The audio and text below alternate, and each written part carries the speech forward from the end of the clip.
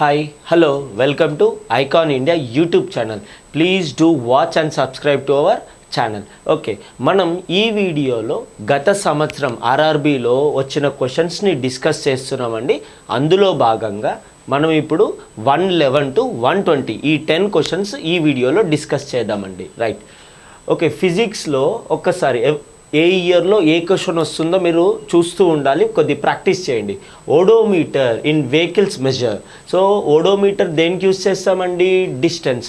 So మనం vehicle drive చేసేటప్పుడు digits వెళ్తూ ఉంటాయి కదండి ముందరికి, లేదా డిజిటల్ డిస్ప్లే అయినా మెకానికల్ డిస్ప్లే అయినా కొన్ని ముందుకు వెళ్తుంటాం మనం బైక్ వెళ్ళేటప్పుడు, దాన్నే ఓడోమీటర్ అంటాము. ఓడోమీటర్ దేనికోసం అండి? డిస్టెన్స్ని మెజర్ చేయడానికి. ఓకే, ఇది ఓడోమీటర్. నెక్స్ట్ రైట్, స్పీడ్ని మెజర్ చేసే ఇన్స్ట్రుమెంట్ పేరు ఏంటండి? స్పీడోమీటర్. బైక్లో మనకి స్పీడోమీటర్ కనిపిస్తుంది కదా, ఒక పాయింటర్ అనేది మనం స్పీడ్ పెంచినప్పుడు తగ్గించినప్పుడు మూవ్ అవుతుంది కదండి, అదే మన స్పీడోమీటర్. Right, fuel. సో మన బైక్లో ఫ్యూయల్, వెహికల్స్లో ఫ్యూయల్ ఎంత ఉందో చూపించేది ఏంటి? Fuel gauge. సో దాన్ని ఫ్యూయల్ గేజ్ అని పిలుస్తుంటాం. Right, smell. జనరల్లీ స్మెల్ అంటే ఇర్రిలవెంట్ ఆప్షన్ అయినప్పటికీ ఒకసారి చూద్దాం. స్మెల్ అనేది ఏంటి? Olfactometer. ఇదేంటి? ఆల్ ఫ్యాక్టోమీటర్. ఆల్ ఫ్యాక్టోమీటర్ అంటామండి. సో బయాలజీలో మన నోస్లో ఉండే సెల్స్ని ఏమంటాం? All factory indicators, all factory cells అలా అంటుంటాం. సో ఆల్ ఫ్యాక్టరీ అంటే నోస్కి సంబంధించింది, అంటే స్మెల్కి సంబంధించింది అని ఇలా గుర్తుపెట్టుకోవాలి. Right, next. సో మన రైట్ ఆప్షన్ ఏంటండి? ఓకే, ఓడోమీటర్తో డిస్టెన్స్ మెజర్ చేస్తాం. ఈ క్వశ్చన్ చాలాసార్లు రిపీట్ అయింది, మీకు ఫర్దర్ కూడా చూపిస్తాను. Right, next. Which instrument is used for measuring distance travel by vehicle? ఇందాక డిస్కస్ చేస్తాం కదండి, ఏంటది? ఓడోమీటర్ దేనికోసము? డిస్టెన్స్ కోసం వాడాలి. ఓకే, నెక్స్ట్ వచ్చేసి స్పీడోమీటర్. ఇందాక డిస్కస్ చేసాం. స్పీడోమీటర్ స్పీడ్, వెహికల్ యొక్క స్పీడ్ని మెజర్ చేస్తుంది. నెక్స్ట్ టాకోమీటర్ వచ్చేసి మన వెహికల్లో ఇంజన్ షాఫ్ట్ ఉంటుంది కదండి, షాఫ్ట్ ఎంత స్పీడ్గా తిరుగుతుంది, ఆర్పిఎం అంటే మన వెహికల్లో షాఫ్ట్ ఎంత స్పీడ్గా తిరుగుతుంది అనేది చెప్పేది ఎవరు అంటే ఆర్పిఎం అనుకుందాం. Right, next rotation. Rotations per minute, ఎంత స్పీడ్గా వెళ్తుంది మన షాఫ్ట్ అనేది. యాసిలరోమీటర్, యాసిలరేషన్. ఓకే, యాసిలరేషన్ కోసం వాడేదే యాసిలరోమీటర్. ఫైన్. సో మనకి డిస్టెన్స్ గురించి అడిగారు కాబట్టి మన option okay odometer. Next, which of the following speed of flow measuring instrument is area meter? Confuse అవ్వద్దండి, ఇక్కడ బాగా అబ్జర్వ్ చేయండి. ఇక్కడ మీరు నోటీస్ చేస్తే మనకి సరే నన్ ఆఫ్ దిస్ పక్కకు పెట్టేస్తే లైక్ 3 వ్యాలిడ్ ఆప్షన్స్, అంటే ఎక్కువగా ఇవి వచ్చే ఛాన్స్ ఎక్కువగా ఉన్నాయి. అందులో ఈ 3 కూడా అండి actually they measure speed of flow of liquid. ఏదైనా ఫ్లూయిడ్ కానీ, అంటే గ్యాసెస్ కూడా ఉండొచ్చు. ఓకే, గ్యాసెస్ ఉండని, లిక్విడ్ ఉండని, ఫ్లోయింగ్ త్రూ ఏ పైప్. ఒక పైప్లో లిక్విడ్స్ వెళ్ళినా గ్యాసెస్ వెళ్ళినా వాటి యొక్క స్పీడ్ని కొలిచే ఇన్స్ట్రుమెంట్స్ ఏంటి? ఈ 3 కొలుస్తాయండి, 3 కొలుస్తాయి. సో అందుకే నేను చెప్తున్నాను బిట్ ఆఫ్ కన్ఫ్యూజన్ ఎగ్జిస్ట్. అందుకే ఇది మన క్లూ. ఏంటి? Area flow meter. ఏంటి? Area flow meter. So area flow meter వచ్చేసి rotameter. Okay, area flow machine. ఈ మీటర్ ఎలా ఉంటుందంటే ఈ వాల్స్ అనేవి ట్యాంపర్డ్గా ఉంటాయండి, అంటే కాస్త స్లాంట్గా ఇలా వస్తాయి. వాటర్ ఫ్లో ఇలా వస్తుంది కానీ లాస్ట్కి ఇలా ఫ్లో అవుతూ, అంటే పెద్దగా నుండి చిన్న పైప్లకు వచ్చేసి ఇలా వెళ్ళిపోతుంటుంది. సో దీన్నే ఏరియా ఫ్లో మీటర్. అంటే ఏరియా ఫ్లో మీటర్లో వన్ ఆఫ్ ద టైప్ ఏంటి? రోటామీటర్. ఎక్కువగా ఫేమస్ ఇది రోటామీటర్. ఏరియా ఫ్లో మీటర్స్లో చాలా టైప్స్ ఉంటాయండి, అందులో ఫేమస్ ఏది? రోటామీటర్. అది కాకుండా ఈ పిటాట్ ట్యూబ్ ఏదైతే ఉందో ఇది బెర్నాలిస్ ప్రిన్సిపల్ మీద వర్క్ అవుతుందండి. Bernoulli's principle. ఇది వెంచరీ మీటర్ వచ్చి ప్రెషర్ డిఫరెన్స్లో వర్క్ అవుతుంది. సో మనకి ఏంటి ఆప్షను? ఈ 3 కూడా యాక్చువల్లీ ఒక ఫ్లూయిడ్ వెళ్తూ ఉంటే పైప్లో ఫ్లూయిడ్స్ వెళ్ళేటప్పుడు దాని యొక్క స్పీడ్ని కొలుస్తాయండి. కానీ ఆప్షన్లో ఏంటి? Area meter. అంటే ఏరియా ఫ్లో మీటర్ని బేస్ చేసుకున్న ఇన్స్ట్రుమెంట్ ఏంటి?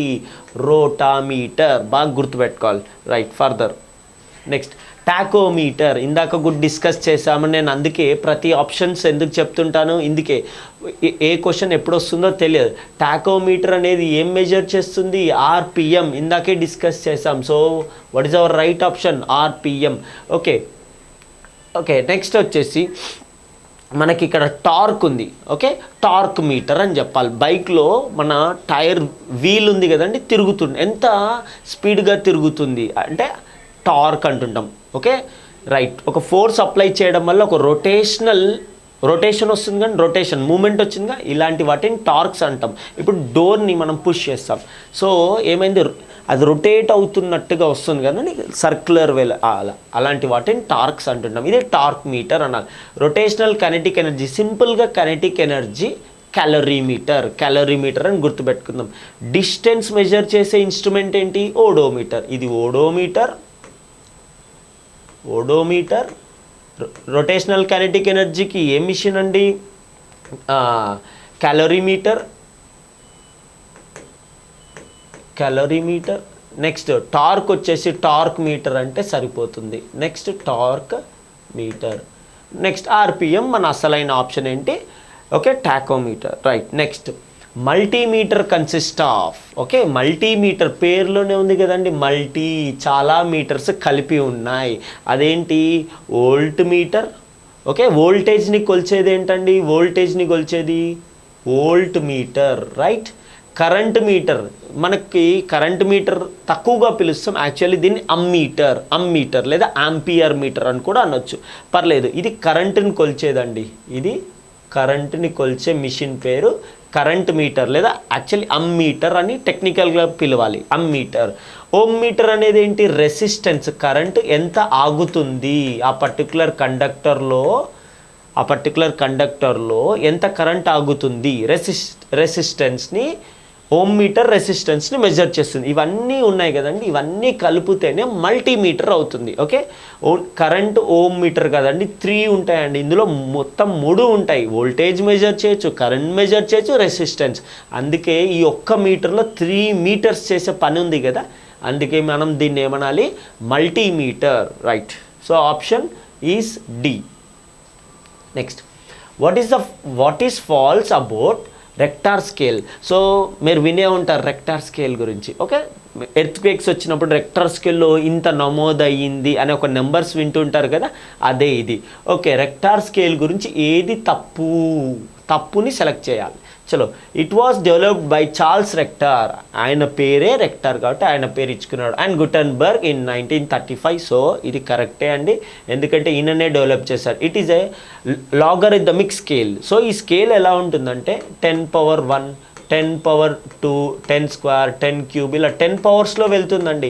లైక్ మన నార్మల్గా జనరల్గా నెంబర్స్ ఎలా ఉంటాయి, 1, 2, 3, 4, 5, అలా కాదండి. ఇది లాగరిథమిక్ స్కేల్, ఇంకా 10 పవర్స్లోనే వెళ్ళిపోతూ ఉంటుంది. Okay, next, it can be measured using seismometer. Yes, seismometer అంటే ఏంటి? ఎర్త్క్వేక్స్ వచ్చినప్పుడు మెజర్ చేసే మీటరే సైస్మోమీటర్. కరెక్టే.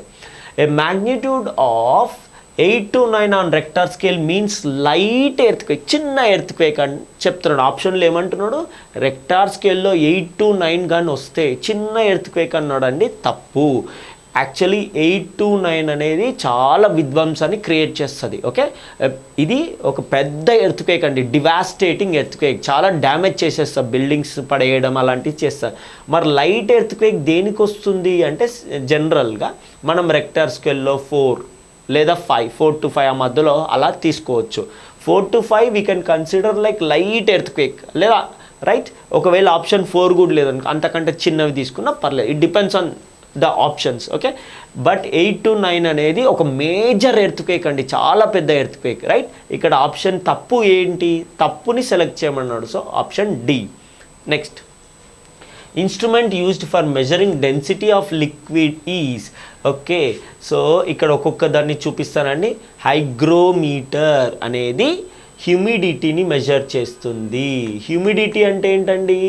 మన గాలిలో ఉన్న తేమ, గాలిలో వాటర్ వేపర్ ఎంత ఉంది అని చెప్పేది ఎవరు? హ్యూమిడిటీ. మరి ఈ తేమని మెజర్ చేసే ఇన్స్ట్రుమెంట్ పేరేంటి? హ్యూమిడిటీని మెజర్ చేసేదే హైగ్రో.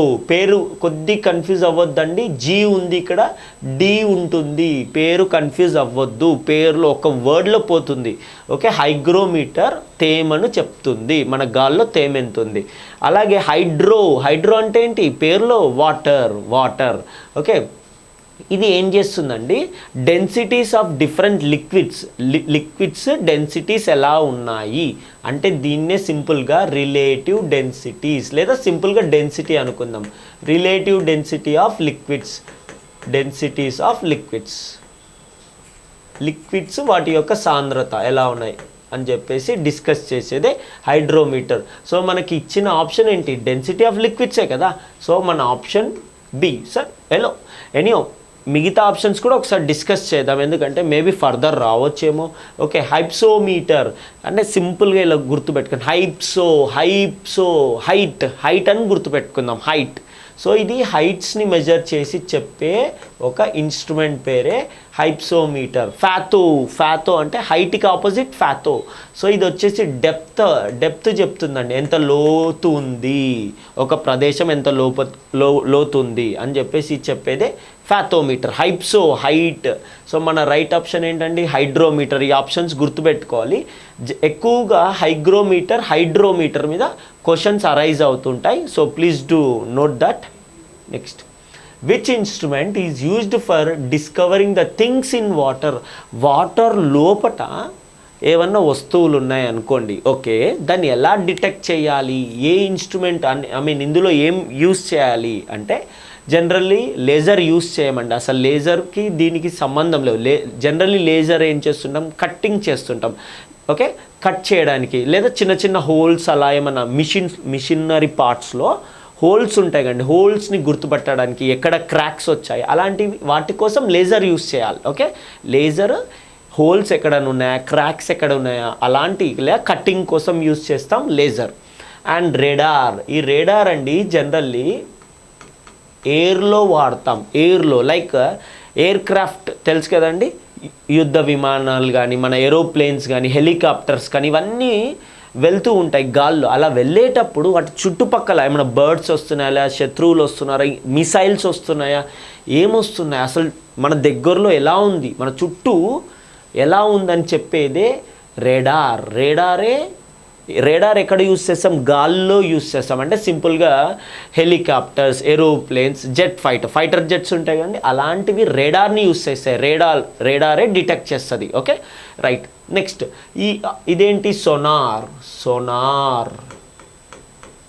సో ఒక్కసారి దీని మీద బాగా ఫోకస్ చేద్దాం, ఎందుకంటే ఇదే మన రైట్ ఆప్షన్ కాబట్టి. రైట్, సోనార్ అంటే ఏంటండి? Full form sound navigation